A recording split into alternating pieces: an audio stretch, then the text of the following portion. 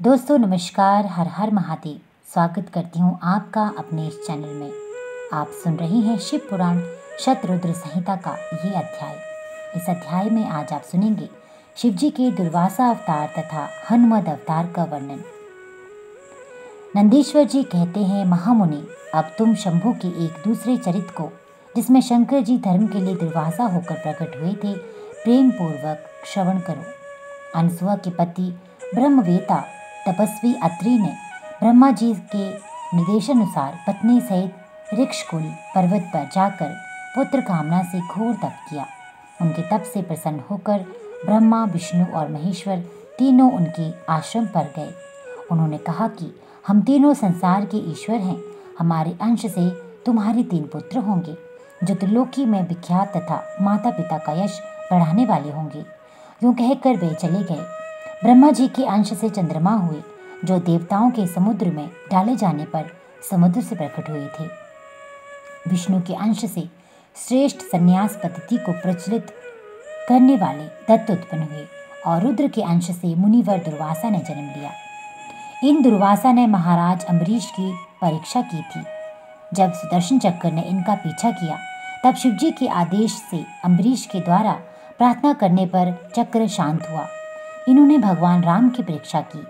काल ने मुनि का वेश धारण करके श्री राम के साथ ये शर्त की थी कि मेरे साथ बात करते समय श्री राम के पास कोई न आए। जो आएगा उसका निर्वासन कर दिया जाएगा। दुर्वासा जी ने हट करके लक्ष्मण को भेजा। तब श्री राम ने तुरंत लक्ष्मण का त्याग कर दिया। इन्होंने भगवान कृष्ण की परीक्षा की और उनको श्री रुक्मणी सहित रथ में जोता। इस प्रकार दुर्वासा मुनि ने अनेक विचित्र चरित्र किए।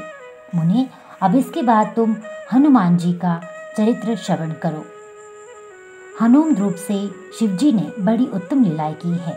विप्रवर, इसी रूप से महेश्वर ने भगवान राम का परम हित किया था।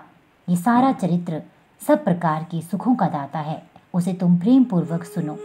एक समय की बात है, जब अत्यंत अद्भुत लीला करने वाले गुणशाली भगवान शंभु को विष्णु के मोहिनी रूप का दर्शन हुआ था।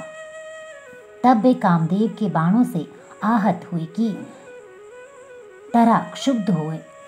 उस समय उन परमेश्वर ने राम कार्य की सिद्धि के लिए अपना वीर्यपात किया। तब सप्तऋषियों ने उस वीर्य को पत्रपुटक में स्थापित कर लिया, क्योंकि शिवजी ने ही राम कार्य के लिए आदरपूर्वक उनके मन में प्रेरणा की थी। तत्पश्चात उन महर्षियों ने शंभु के पास वीर्य को राम कार्य की सिद्धि के लिए गौतम कन्या अंजनी के कान के रास्ते स्थापित कर दिया। तब समय आने पर उस गर्भ से शंभु महान बल पराक्रम संपन्न बानर शरीर धारण करके उत्पन्न हुए। उनका नाम हनुमान रखा गया। महाबली कपीश्वर हनुमान जब शिशु ही थे, उसी समय उदय होते हुए सूर्यबिंब को छोटा सा फल समझकर तुरंत ही निकल गए। सब देवताओं ने उनकी प्रार्थना की। तब उन्होंने उसे महाबली सूर्य जानकर उगल दिया। तब देवऋषियों ने उन्हें शिव का अवतार माना और बहुत सा वरदान दिया।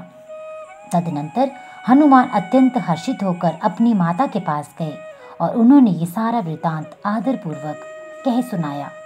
फिर माता की आज्ञा से धीर वीर कपि हनुमान ने नित्य सूर्य के निकट जाकर उनसे अनायास से सारी विद्याएं सीख ली। तदनंतर रुद्र के अंशभूत कपिश्रेष्ठ हनुमान सूर्य की आज्ञा से सूर्यांश से उत्पन्न हुए सुग्रीव के पास चले गए। इसके लिए उन्हें अपनी माता से भी अनुज्ञा मिल चुकी थी। तदनंतर नंदीश्वर ने भगवान राम का संपूर्ण चरित्र संक्षेप से वर्णन करके कहा, मुने, इस प्रकार कपिश्रेष्ठ हनुमान ने सब तरह से श्री राम का कार्य पूरा किया।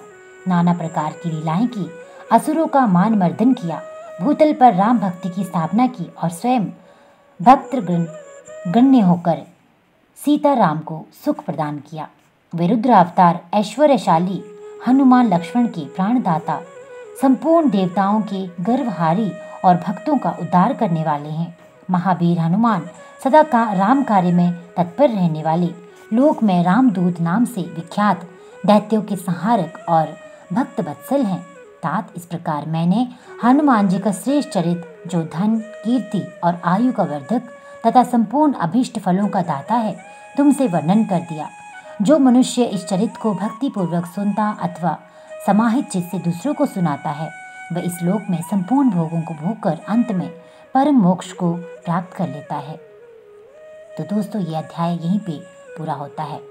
आगे के अध्याय में आप सुनेंगे शिव जी के पिपलाद अवतार के प्रसंग में देवताओं की दधीचि मुनि से अस्थि याचना, दधीचि का शरीर त्याग, वज्र निर्माण तथा उसके द्वारा वृतासुर का वध, सुरवाचा का देवताओं को शाप, पिपलाद का जन्म और उनका विस्तृत वृतांत, ये सब सुनने के लिए इस चैनल के साथ जुड़े रहिए। चैनल को सब्सक्राइब कर लीजिए ताकि आने वाली वीडियो की नोटिफिकेशन आपके फ़ोन पर मिलती रहे। सनातन धर्म से जुड़ी इन कथा कहानियों को अधिक से अधिक शेयर और लाइक करते रहिए। आपका दिन शुभ हो। हर हर महादेव।